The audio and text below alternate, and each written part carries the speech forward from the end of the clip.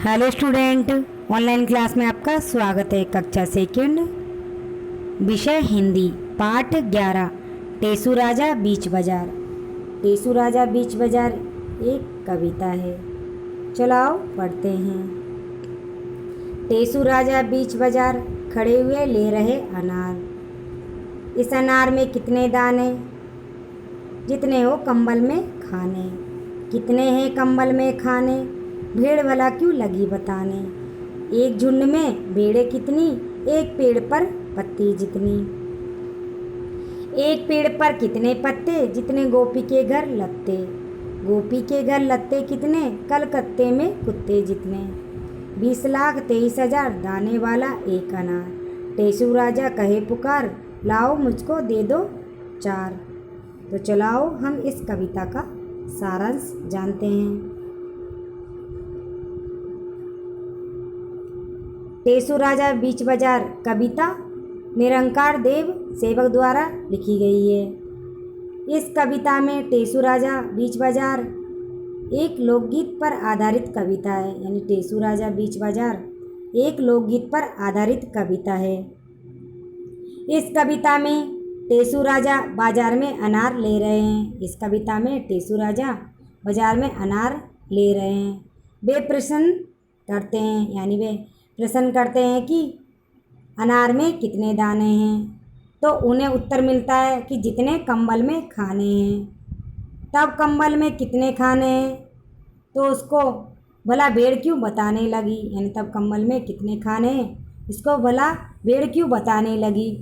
एक झुंड में उतनी ही भेड़ें होती हैं, यानी एक झुंड में उतनी ही भेड़ें होती है जितने कि एक पेड़ पर पत्ते। अब टेसू राजा प्रश्न करते हैं कि एक पेड़ पर कितने पत्ते होते हैं। तो उसका उत्तर मिलता है कि जितने गोपी के घर कपड़े हैं। जितने गोपी के घर कपड़े हैं। गोपी के घर अपने ही कपड़े हैं और गोपी के घर अपने ही कपड़े हैं जितने कलकत्ते में कुत्ते हैं। तो निष्कर्ष निकलता है कि कुल 20,23,000 दाने वाला एक अनार है। टेसू राजा कहते हैं कि मुझे भी 4 अनार दे दो। यानी टेसू राजा कहते हैं कि मुझे 4 अनार दे दो। तो चलाओ हम इस कविता का प्रसंग जानते हैं, हम व्याख्या करना सीखते हैं। टेसू राजा बीच बाजार खड़े हुए ले रहे अनार। प्रसंग प्रस्तुत पंक्तियाँ हमारी पाठ्य पुस्तक रिमझिम भाग 2 में संकलित कविता टेसू राजा बीच बाजार में से ली गई है। टेसू राजा बीच बाजार से ली गई है। इस कविता के कवि निरंकार देव सेवक हैं। इस कविता के कवि निरंकार देव सेवक हैं। इसमें कवि ने बीच बाजार में अनार खरीदने पहुँचे टेसू राजा के विषय में बताया गया है। इस कविता में कवि ने बाजार में अनार खरीदने पहुँचे टेसू राजा के विषय में बताया गया है। चलो आप व्याख्या करना सीखते हैं। टेसू राजा बीच बाजार खड़े हुए ले रहे अनार। इस अनार में कितने दाने, जितने हो कंबल में खाने। कितने हैं कंबल में खाने, भेड़ भला क्यों लगी बताने।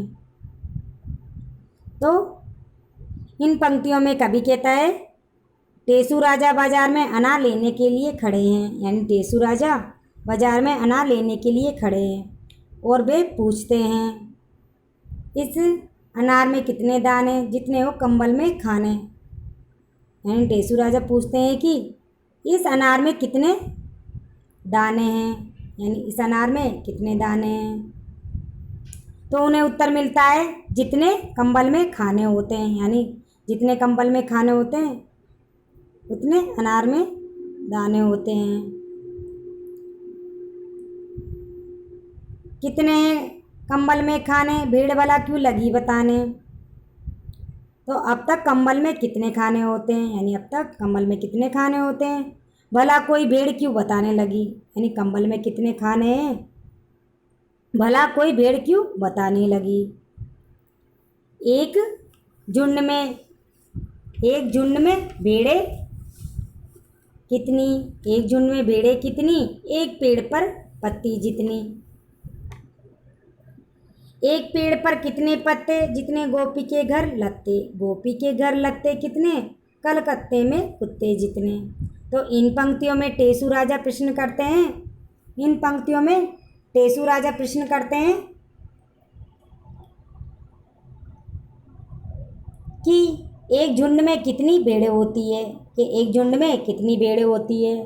तो उन्हें उत्तर मिलता है कि एक पेड़ पर जितनी पत्तियां होती है, यानी एक पेड़ पर कितने पत्ते जितने गोपी के घर लत्ते, यानी एक पेड़ पर जितनी पत्ती होती है उतने ही होते हैं, यानी एक पेड़ पर जितनी पत्ती होती है उतनी ही होती है।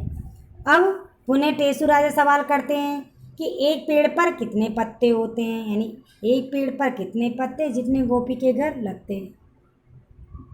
तो टेसू राजा फिर सवाल करते हैं कि एक पेड़ पर कितने पत्ते होते हैं। तो जवाब मिलता है कि जितने गोपियों के घर कपड़े हैं, यानी जितने गोपियों के घर कपड़े हैं। अब वे प्रश्न उठाते हैं कि गोपियों के घर कितने कपड़े हैं, यानी गोपी के घर लत्ते कलकत्ते में कुत्ते जितने, यानी वो सब प्रश्न उठाते हैं कि गोपी के घर कितने कपड़े हैं।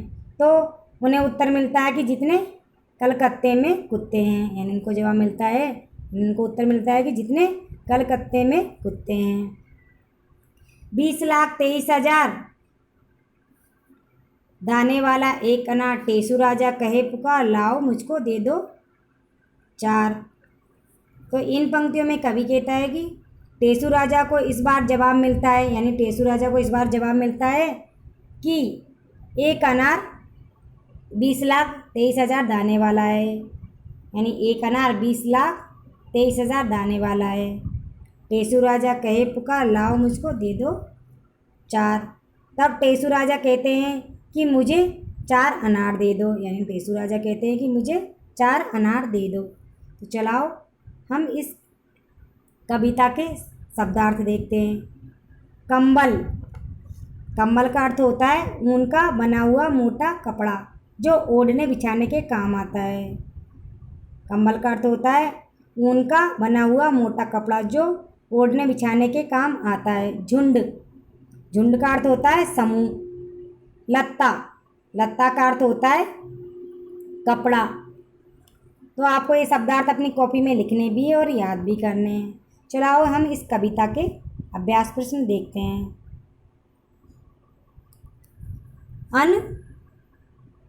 गिनत अनगिनत, यानी गिनत अनगिनत। पहला क्वेश्चन है,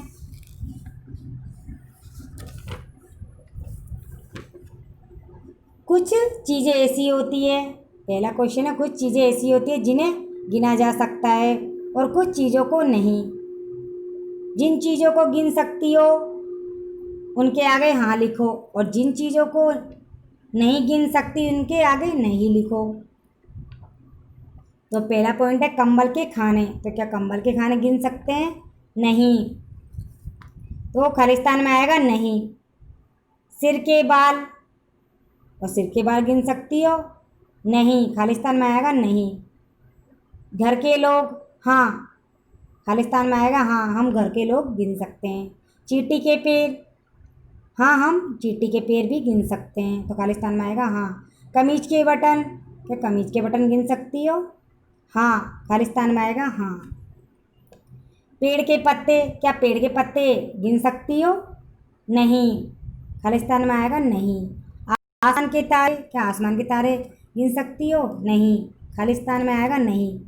कापी के पन्ने गिन सकती हो? हाँ, तो खालिस्तान में आएगा हाँ। अपने कपड़े गिन सकती हो? हाँ, खालिस्तान में आएगा हाँ, हम कपड़े भी गिन सकते हैं। स्कूल के बच्चे, क्या स्कूल के बच्चे भी गिन सकते हो? हाँ, तो खालिस्तान में आएगा हाँ, स्कूल के बच्चे भी गिन सकते हैं। कभी बन जाओ तुम, दूसरा क्वेश्चन है, नीचे दी गई कविता को ध्यान से पढ़ो।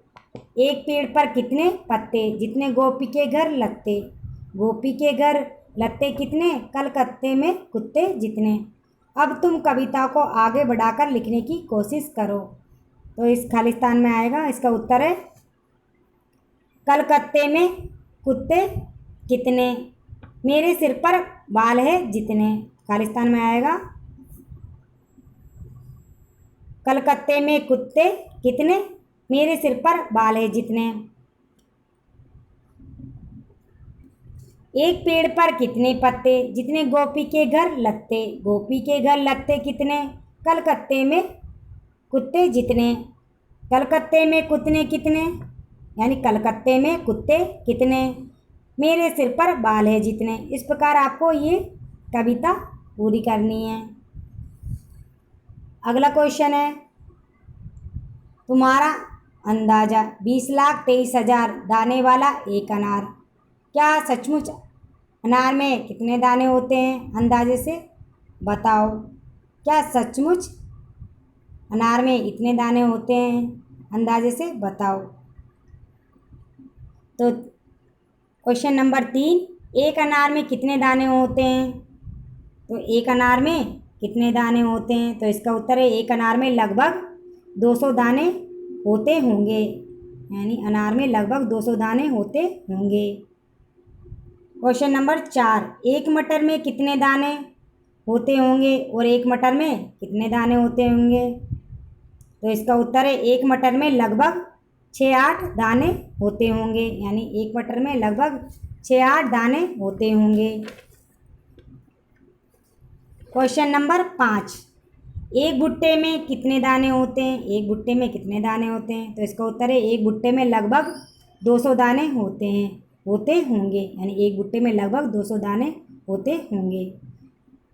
क्वेश्चन नंबर 6, एक मूंगफली में कितने दाने होते हैं और एक मूंगफली में कितने दाने होते होंगे, तो इसका उत्तर है एक मूंगफली में 2 या 3 दाने होते होंगे, तो इसका उत्तर है एक मूंगफली में 2 या 3 दाने होते हैं। मौका मिलने पर जरूर जांच करना कि तुम्हारा अंदाज़ा कितना सही था, यानी आपको जब मौका मिले गिनने का तो आप गिनकर अंदाज़ा सही है या नहीं जरूर जांच करना। आप मौका मिलने पर आप जांच करने की तुम्हारा अंदाज़ा सही है या गलत। अगला क्वेश्चन, हाट बाजार, क्वेश्चन नंबर के, टेसू राजा बाजार अनार लेने गए थे। क्वेश्चन नंबर 7, तुम बाजार क्या क्या लेने जाती हो, तो इसका उत्तर है मैं बाजार कॉपी, किताब, खिलौने, कॉमिक्स की किताबें और घर का राशन, कपड़े एवं जूते इत्यादि खरीदने के लिए बाजार जाती हूँ। इसका उत्तर है मैं बाजार कॉपी, किताब, खिलौने, कॉमिक्स की किताबें और घर का राशन, कपड़े एवं जूते इत्यादि खरीदने के लिए बाजार जाती हूँ। क्वेश्चन नंबर 8, बाजार कैसे जाती हो, बाजार कैसे जाती हो, तो इसका उत्तर है मैं बाजार अपनी मम्मी या पापा के साथ मोटरसाइकिल अथवा कार से जाती हूँ। कभी कभी हम लोग ऑटो रिक्शा करके भी बाजार जाते हैं एवं पैदल भी बाजार जाते हैं, तो इसका उत्तर है मैं बाजार अपनी मम्मी या पापा के साथ मोटरसाइकिल पर अथवा कार से जाती हूँ। कभी कभी हम लोग ऑटो रिक्शा करके भी बाजार जाते हैं एवं पैदल भी बाजार जाते हैं। अगला क्वेश्चन है 9वां, उस बाजार का क्या नाम है, उस बाजार का क्या नाम है, तो इसका उत्तर है उस बाजार का नाम सरोजनी नगर मार्केट दिल्ली है। उस बाजार का नाम सरोजनी नगर मार्केट दिल्ली है। क्वेश्चन नंबर 10, अपने घर के आसपास के कुछ और बाज़ारों के नाम पता करो। अपने घर के आसपास के कुछ और बाज़ारों के नाम पता करो, तो इसका उत्तर है इंदिरा मार्केट, खारी बाज़ार, देवी स्टोर मार्केट, चौपड़ बाज़ार, नया बाज़ार इत्यादि बाज़ार है। इसका उत्तर है इंदिरा मार्केट, खारी बाज़ार, देवी स्टोर मार्केट, चौपड़ बाज़ार, नया बाज़ार इत्यादि बाज़ार हैं। क्वेश्चन नंबर 6, बाज़ार अलग अलग तरह के होते हैं जैसे मंडी, हाट, सोम बाज़ार, मॉल, पेंट, किनारी बाज़ार आदि। कक्षा में बात करो कि इन सब बाज़ारों में क्या अंतर है, तुम्हारे घर के पास में किस तरह के बाज़ार होते हैं, तो हमारे घर के पास बहुत सारे बाज़ार हैं। मंडी, इसका उत्तर है मंडी। यहाँ पर सब्जियाँ थोक के भाव मिलती है, यानी मंडी में यहाँ पर सब्जियाँ थोक के भाव मिलती है। सभी सब्जी वाले वहाँ से सब्जी खरीद कर ले जाते हैं। सभी सब्जी वाले यहाँ से सब्जी खरीद कर ले जाते हैं।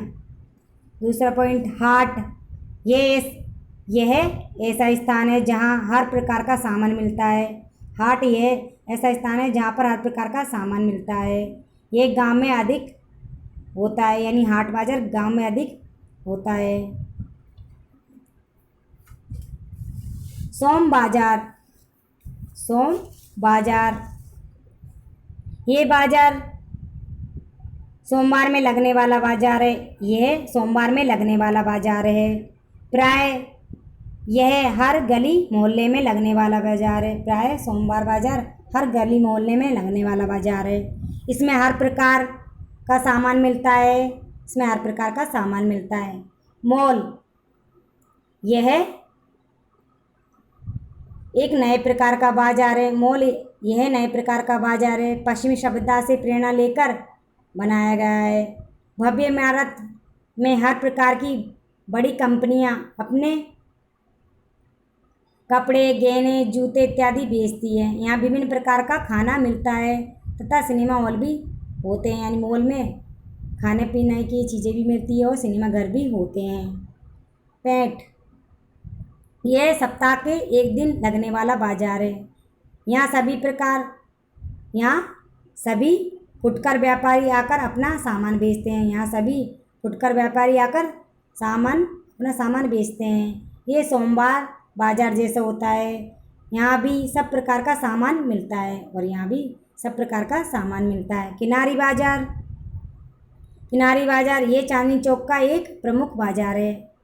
ये चांदनी चौक का एक प्रमुख बाजार है। यहाँ पर दुपट्टे, साड़ियाँ, लहंगा तथा फ्रॉक पर लगने वाले जरी, गोटे, लेस, बेल बूटे मिलते हैं। इसके अतिरिक्त सोने तथा चांदी के आभूषण भी यहाँ मिलते हैं। यहाँ पर हर छोटे बड़े व्यापारी तथा साधारण जन अपनी आवश्यकता के अनुसार सामान खरीदते हैं। अगला क्वेश्चन है फेर बदल। जितने हो कंबल में खाने, जितने हो कंबल में खाने, इस वाक्य को किस तरह भी लिख सकते हो, यानी इस वाक्य को इस तरह भी लिख सकते हैं।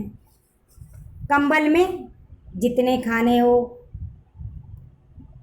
इसी तरह नीचे लिखे वाक्यों को बदलकर लिखो। तो पहला पॉइंट है कितने हैं कंबल में खाने, यानी कितने हैं कंबल में खाने, तो खालिस्तान में आएगा कंबल में कितने खाने हैं। खालिस्तान में कंबल में कितने खाने हैं। दूसरा पॉइंट, एक झुंड में भेड़ें कितनी, यानी एक झुंड में भेड़ें कितनी, तो खालिस्तान में आएगा एक झुंड में कितनी भेड़ें, एक झुंड में कितनी भेड़ें। अगला पॉइंट है तीसरा, टेसू राजा कहे पुकार लाओ मुझको दे दो चार, तो खालिस्तान में आएगा टेसू राजा पुकार कर कह रहे हैं कि लाओ मुझे भी चार दे दो। टेसू राजा पुकार कर कह रहे हैं कि लाओ मुझे भी चार दे दो। चौथा पॉइंट है फूलों से बनाओ होली के रंग, तो खालिस्तान में आएगा होली के रंग फूलों से बनाओ, यानी होली के रंग फूलों से बनाओ। इस प्रकार आपको खालिस्तान में लिखने हैं। अगला क्वेश्चन है इसके नाम। टेसू राजा बीच बाजार खड़े हुए ले रहे अनार। अनार, आम, अमरूद, पपीता ये सब फलों के नाम हैं। बताओ ये सब किसके नाम हैं, तो कोलकाता, दिल्ली, भोपाल ये शहरों के नाम हैं, तो खालिस्तान में आएगा शहरों के नाम। भेड़, बकरी, हाथी तो ये जानवरों के नाम हैं, तो खालिस्तान में आएगा जानवरों के नाम। कमीज, कुर्ता, साड़ी ये कपड़ों के नाम हैं, तो खालिस्तान में आएगा कपड़ों के नाम। मोर, कबूतर, उल्लू ये पक्षियों के नाम हैं, तो खालिस्तान में आएगा पक्षियों के नाम। आलू, बैंगन, भिंडी ये सब्जियों के नाम हैं, तो खालिस्तान में आएगा सब्जियों के नाम। बाजार बाजा। अगला क्वेश्चन है बाजार बाजा।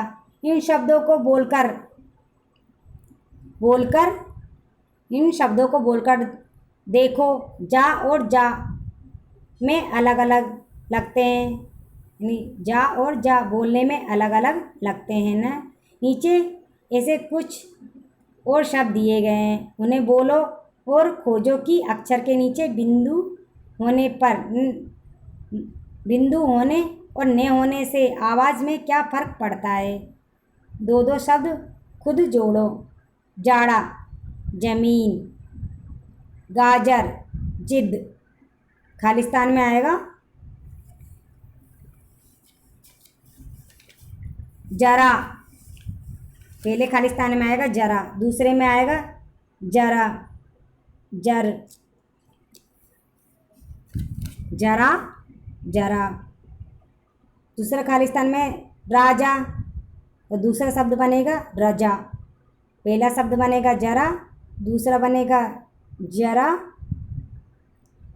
राजा राजा, और दूसरा शब्द बनेगा रजा।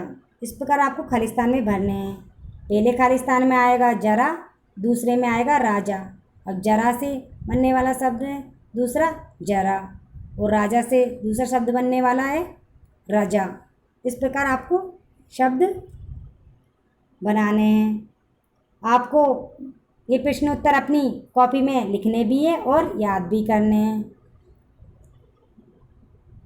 चलो आओ आगे पढ़ते हैं। टेसु, टेसुरा टेसुरा, घंटार बजाइयो। नो नगरी, 10 गांव बसाइयो। टेसुरा टेसुरा, घंटार बजाइयो। नो नगरी, 10 गांव बसइयो। बस गए तीतर, बस गए मोर। बूढ़ी डुकरिया ले गई चोर, बूढ़ी डुकरिया ले गए चोर। चोरन के घर खेती भई, खाए डुकरिया मोटी भई। मोटी है के पियर गई, पियर में मिल गई भाई भौजाई। पियर में मिले भाई भौजाई, सबने मिलके दई बधाई। यानी टेसु टेसुरा टेसुरा, घंटार बजइयो। नो नगरी, 10 गांव बसइयो। बस गए तीतर, बस गए मोर। बूढ़ी डुकरिया ले गए चोर। चोरन के घर खेती भई, खाए डुकरिया मोटी भई। मोटी है के पियर गई, पियर में मिले भाई भौजाई। सबने मिलके दई बधाई।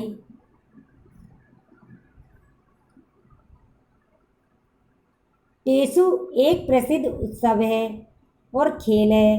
टेसु एक प्रसिद्ध उत्सव और खेल है।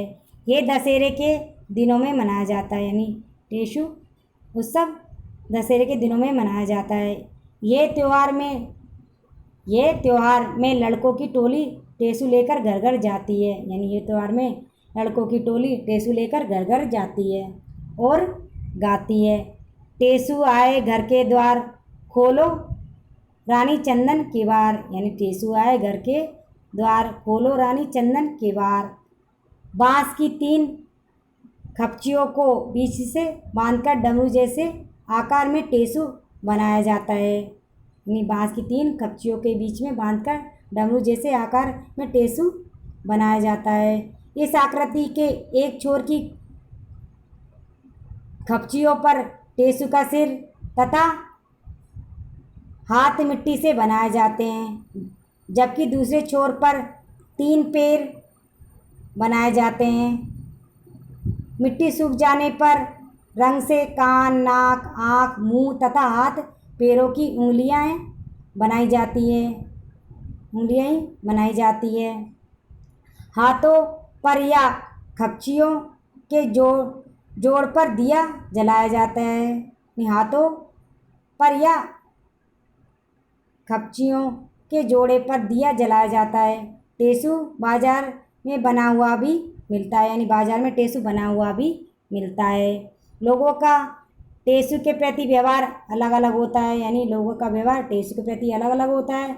कुछ लोग अच्छी तरह स्वागत करते हैं, यानी टेसू उस सबका कुछ लोग अच्छी तरह स्वागत करते हैं, तो कुछ लोग दरवाज़ा ही नहीं खोलते। टेसू की फौज यानी लड़कों की टोली डटी रहती है। टोली के सदस्य बारी बारी से गीत गाते हैं। फिर भी अगर कोई दरवाज़ा न खोले तो अगले दिन आने का वादा करके आगे बढ़ जाते हैं। टेसू की फौज अधिक कुछ नहीं मांगती, बस थोड़ा सा अनाज, पैसे या दीपक में जलाने के लिए तेल। ये त्यौहार 5 दिन तक चलता है, यानी ये त्यौहार 5 दिन तक चलता है। ये भी आपको पढ़ना है और याद भी करना है। फिर मिलेंगे नए टॉपिक के साथ। Thank you.